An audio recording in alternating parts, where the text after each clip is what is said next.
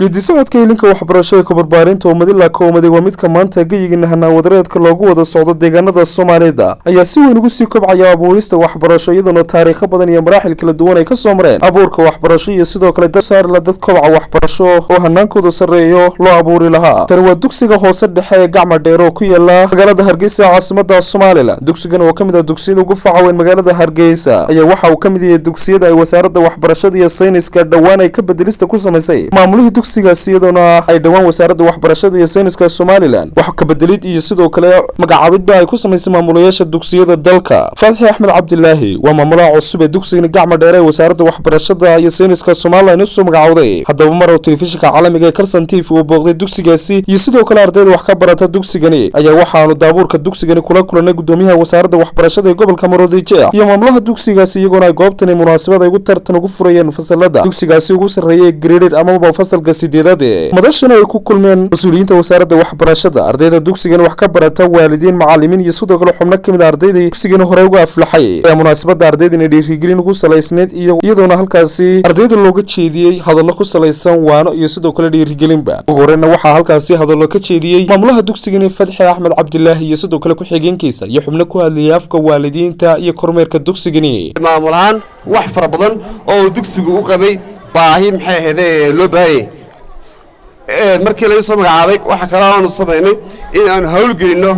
oo maxay ahayd activity-ga wax qabano ee xaafadda maxay ahayd bulshadeeda la xiriirno haday tahay waalidiinta haday tahay marka maxay ahayd odayaasha haday tahay marka maxay ahayd culimada haday tahay marka maxay ahayd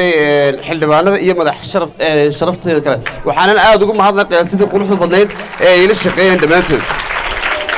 way markii aan dugsiga nimid waxaan sameeyay aan isku xidhno waalidiinta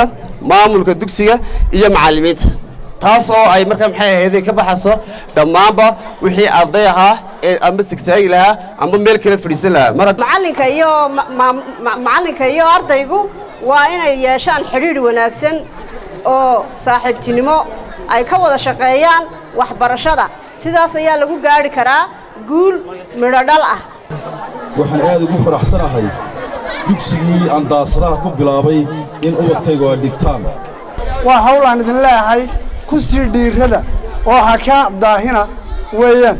dhankiisa waxaa isna halkaasi ka hadlay gudoomiyaha gobolka Muujiyey ee wasaaradda waxbarashada iyo sayniska gaar ahaan waaxda galbeedka Cabdiqaadir Cabdilaahi Jaamac iyo sidoo kale Sheekh Cabdiraxmaan Sheekh Faarax oo kamid ah culimada dugsigani waxa weeye ardayay waxaad aragtaan muuqaalka maanta iskuulkiinu leeyahay waa uu ka gadisan yahay muuqaalada iskuulada kale leeyihiin sanadkan maxaan ku dhaayay aynu ku guda jirno 2019 iyo 2020 sanad dugsiyeedka cusub ayuu maanta furitaankiisa yahay laakiin iskuulkani waxa caado u ah inuu tartankaasi hore uga soo socon jiray dugsiga Gacma dheere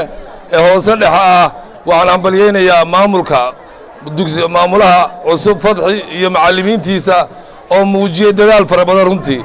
waxaan halkan runtii aan ardayda ugu soo jeedinayaa